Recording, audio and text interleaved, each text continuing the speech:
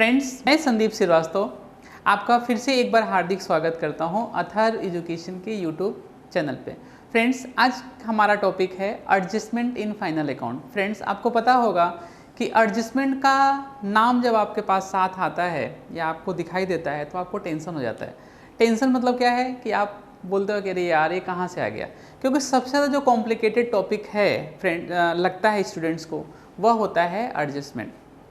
अब मैं यह वीडियो के थ्रू आपका जो डाउट्स है उस डाउट को मैं ख़त्म करने की 100% कोशिश करूंगा, और यह वीडियो देखने के बाद मैं गारंटी देता हूं आपको कि आपको कुछ भी डाउट नहीं रहेगा।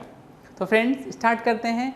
उससे पहले, स्टार्ट करने से पहले मैं थोड़ा सा आपको ब्रीफ करूंगा अबाउट द एडजस्टमेंट। एडजस्टमेंट का मतलब एक्चुअल में होता क्या है।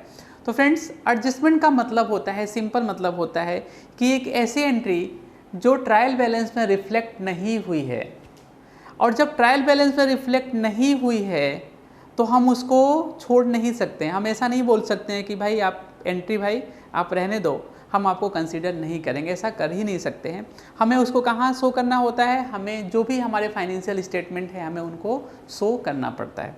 तो जब हमें शो करना है तो उसके लिए कुछ रूल्स एंड रेगुलेशन हैं जिसको हमने कहा है गोल्डन रूल। गोल्डन रूल क्या है? गोल्डन रूल का मतलब होता है कि कोई भी ऐसी एंट्री जो सिर्फ ट्रायल बैलेंस में रिफ्लेक्ट हुई है, जब ट्रायल बैलेंस में रिफ्लेक्ट हुई है तो उसको हमें क्या करना होगा, हमें सिर्फ उसकी पोस्टिंग सिर्फ एक जगह पे ही हमें करना होगा। लेकिन कोई ऐसी एंट्री है जो एडजस्टमेंट में रिफ्लेक्ट हुई है तो ऐसी एंट्री को हमें क्या करना पड़ता है, हमें 2 प्लेस पे क्या करना पड़ता है, उसको पोस्ट करना पड़ता है। और सम टाइम ऐसा भी होता है कि हम उसको 3 प्लेस पे क्या करते हैं, पोस्ट करते हैं। और जब हम पोस्टिंग करते हैं तो पोस्टिंग कहाँ कहाँ करेंगे उसके लिए भी हमें क्या करना होता है, देखना होता है।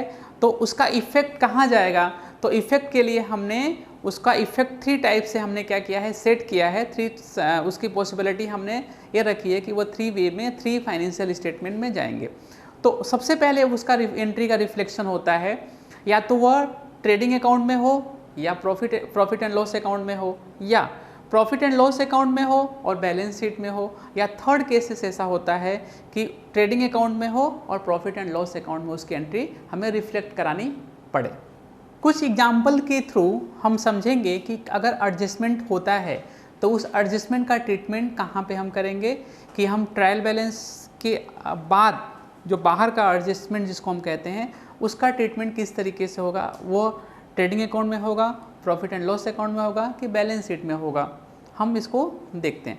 तो फ्रेंड्स, सबसे बिगेस्ट जो एग्जांपल है वह होता है, कॉमन एंड बिगेस्ट हम कह सकते हैं, क्लोजिंग स्टॉक। क्लोजिंग स्टॉक हर क्वेश्चन में क्या हो जाएगा, हर क्वेश्चन के एडजस्टमेंट में, फाइनल अकाउंट के एडजस्टमेंट में आपको मिल जाएगा।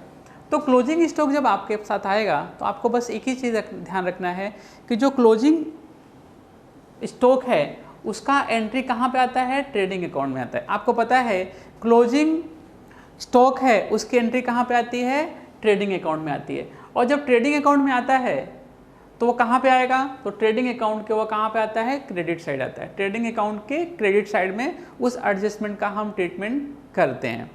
अब हो गया एक इफेक्ट। अब सेकेंड इफेक्ट कहाँ पे होगा, सेकेंड इफेक्ट होगा बैलेंस शीट में। आपको पता है बैलेंस शीट में 2 साइड्स होते हैं, एक होता है लायबिलिटी और दूसरा होता है एसेट्स। तो क्लोजिंग स्टॉक क्या होता है, एसेट्स है। एक क्लोजिंग स्टॉक जो है वो क्या होता है, हमारा एसेट्स है। तो उस एसेट्स को हम कहाँ शो करेंगे, एसेट साइड में हम उसको रिफ्लेक्ट करेंगे।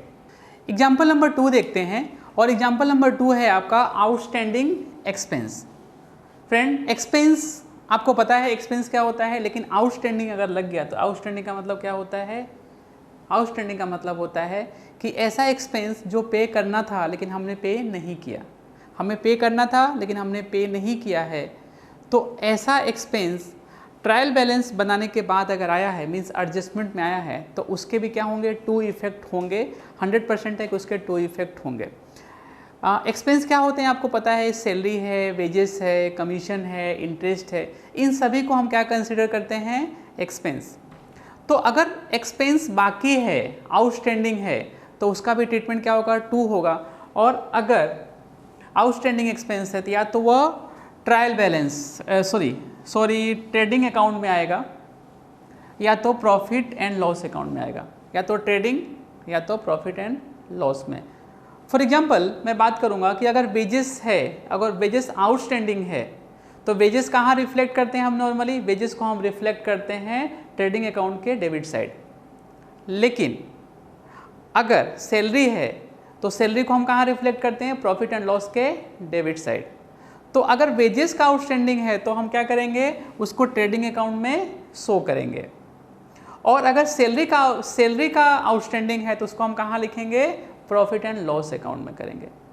और उसको रिफ्लेक्ट कहाँ हम करते हैं, किस साइड में करते हैं, डेबिट साइड। मीन्स अगर ट्रेडिंग अकाउंट में करेंगे तो भी डेबिट साइड में होगा, और अगर प्रॉफिट एंड लॉस अकाउंट में करेंगे तो भी क्या होगा, डेबिट साइड होगा।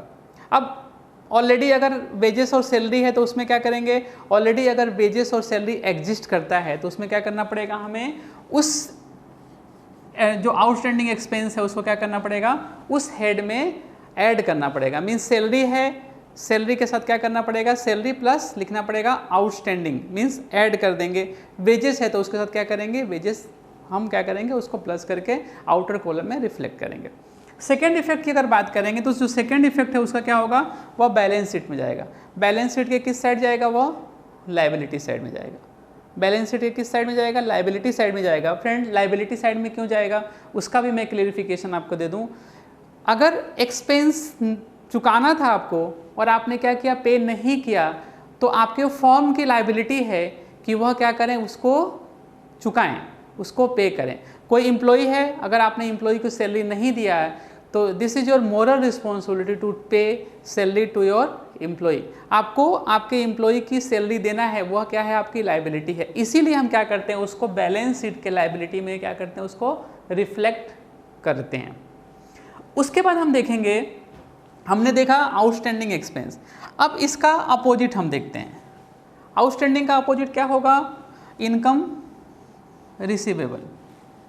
मीन्स हमें इनकम मिलना था, हमें क्या था, हमें इनकम मिलना था लेकिन इनकम मिला नहीं, तो उसको हम क्या बोलते हैं, इनकम रिसीवेबल। मीन्स इनकम, आपको पता है कि अगर आपके फादर जॉब करते हैं तो जॉब करने से जो उनकी सैलरी मिलती है वो क्या होती है, इनकम होती है।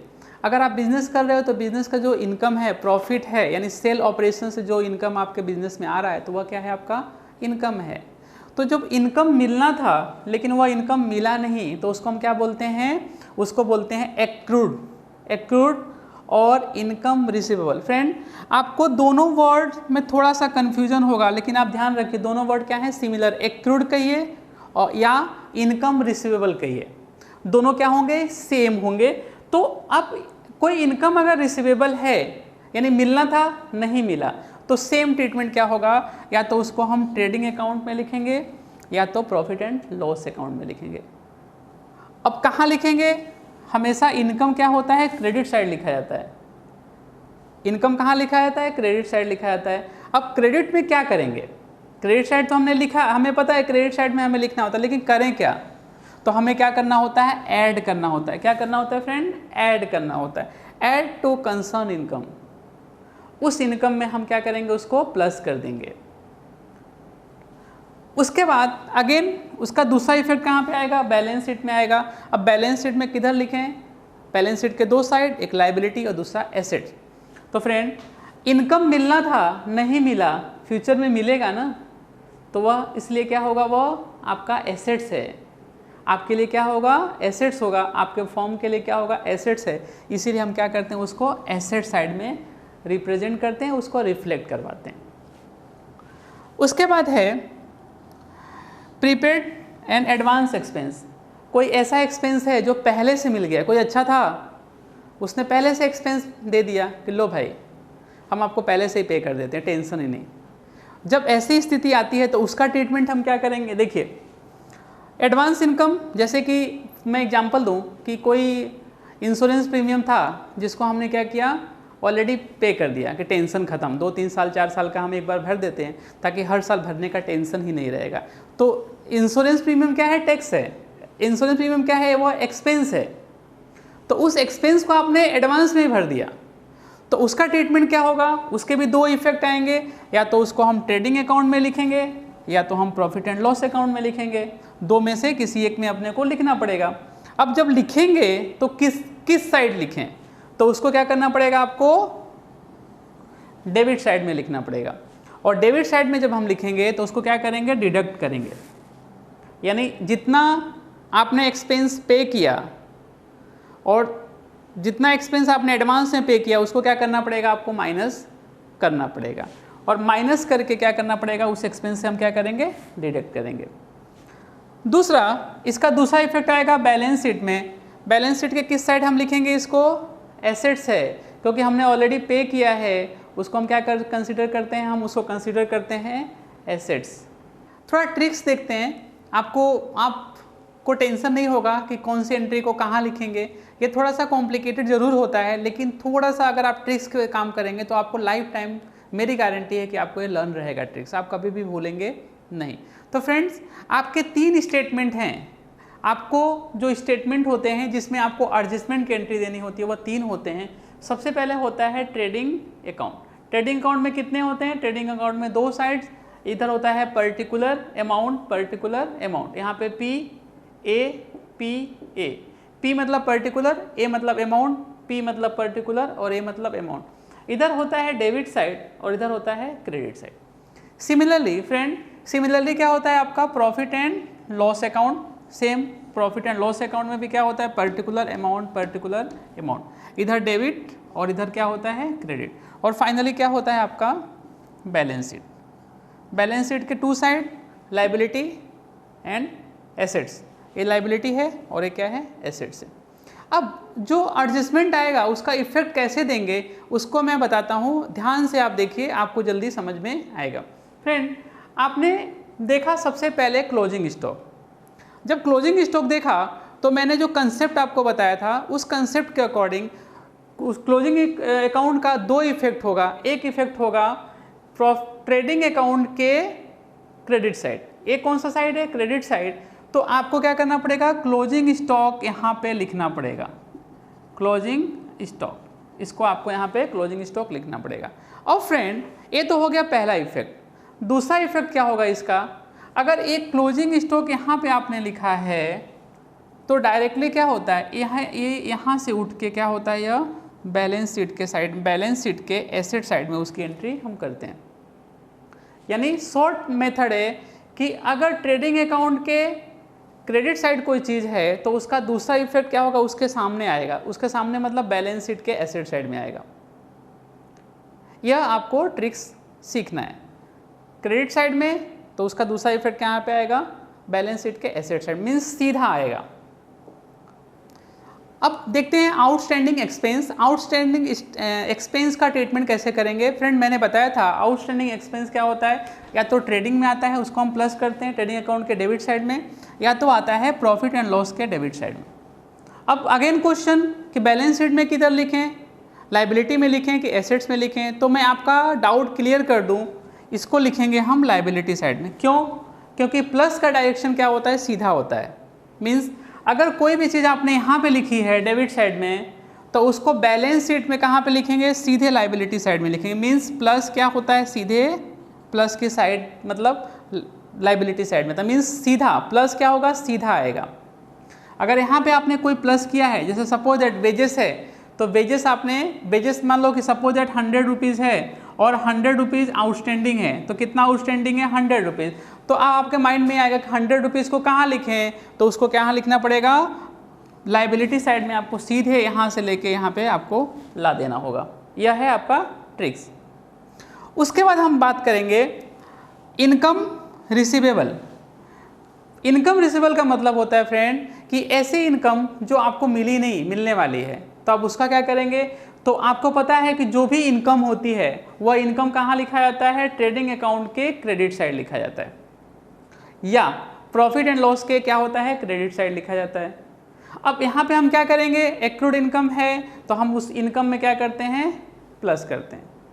और जब इसको प्लस करेंगे तो मैंने पहले बताया था प्लस का डायरेक्शन सीधा होता है। अगर यहाँ पे आपने प्लस किया है अथवा यहाँ प्लस किया है तो इसका इफेक्ट क्या होगा, सीधा मतलब होता है एसेट साइड में आएगा। इसको एसेट साइड में हम लिखेंगे। फोर्थ है prepaid advance expense. Means advance क्या होता है, या तो ट्रेडिंग अकाउंट के डेबिट साइड जो एडवांस एक्सपेंस होता है या एक्सपेंस होता है, उस एक्सपेंस को हम क्या लिखते हैं, या तो ट्रेडिंग अकाउंट के डेबिट साइड लिखते हैं या प्रॉफिट एंड लॉस के डेबिट साइड लिखते हैं। जब लिखेंगे तो क्या होगा, हम उसमें से जो एक्सपेंस है उसमें से हम हमेशा क्या करते हैं, माइनस करते हैं। जब माइनस करेंगे यहाँ पे तो यह क्या होता है, माइनस हमेशा क्या होता है, क्रॉस में आता है। कहाँ पे आता है, माइनस हमेशा क्रॉस में। अगर डेबिट साइड में माइनस किया है आपने, अगर डेबिट साइड माइनस किया है तो वह कहाँ पे आएगा, बैलेंस शीट में आएगा, बैलेंस शीट के एसेट साइड में आ जाएगा। और अगर क्रेडिट में किया है माइनस, अगर कोई एंट्री ऐसी है कि जिसको आपने क्या किया है, क्रेडिट में माइनस किया है, तो उसको क्या करना पड़ेगा, वह क्रेडिट क्या होगा, फिर opposite direction means balance sheet के लायबिलिटी में वो एंट्री आपको लिखनी पड़ेगी। इतना आपको ध्यान रखना पड़ेगा। मैं फिर से एक बार रिपीट कर दूं, अगर डेबिट साइड में प्लस किया है तो उसकी एंट्री क्या होगी, सीधे आपका कहाँ पे आएगा, लायबिलिटी साइड में आएगी। अगर डेबिट साइड में माइनस किया है तो उसकी एंट्री कहाँ पे आएगी, बैलेंस शीट के एसेट साइड में आएगी। क्रेडिट साइड में अगर आपने क्या किया, प्लस किया, उसकी एंट्री क्या होगी, सीधे वहीं नीचे आएगी, बैलेंस शीट के एसेट साइड में। और अगर यहाँ पे माइनस किया है तो उसकी एंट्री कहाँ पे आएगी, आपकी आएगी आपका लायबिलिटी साइड में, उसकी एंट्री आएगी। मीन्स कंक्लूड कर दूं मैं, प्लस माइनस प्लस माइनस, जो माइनस है वह अपोजिट डायरेक्शन में और जो प्लस है वह क्या होता है, राइट डायरेक्शन में चलता है। फ्रेंड्स, बहुत सारे एग्जाम्पल हमने देखा और मैं उम्मीद करता हूं कि आपके मैक्सिमम जो डाउट्स हैं वह क्लियर हो गए होंगे और या तो फ्यूचर में हो जाएंगे, आपको कोई क्वेरी नहीं होगी। अब हम जो नेक्स्ट वीडियो हमारा होगा उसमें हम लोग डिस्कस करेंगे जो इसका कुछ एग्जाम्पल्स जो बाकी रह गया उसके तरफ हम क्या करेंगे, मूव करेंगे। और वो एग्जाम्पल क्या होंगे मैं आपको बता दूं, वो एग्जाम्पल्स होंगे कि how to treat with the advance income, depreciation, bad debts and bad डेब्ट provisions, interest on capital and interest on loan. इसके साथ साथ हम लोग फिर से एक बार शॉर्ट ट्रिक्स भी देखेंगे कि किस तरीके से हम कम टाइम में हमें ट्रिक्स के थ्रू क्या करें, सम्स को सॉल्व करें और लाइफ टाइम वो चीज़ें क्या हो, लर्न रहे। तो दोस्तों, अगर आपको हमारा यह वीडियो पसंद आया हो तो इस वीडियो को लाइक कीजिए, अपने दोस्तों के साथ शेयर कीजिए और अगर आपको कोई भी क्वेरी अभी भी है तो उसको कमेंट बॉक्स के थ्रू हमें ज़रूर इन्फॉर्म कीजिए ताकि हम उस क्वेरी को as soon as possible solve कर सकें। Thank you.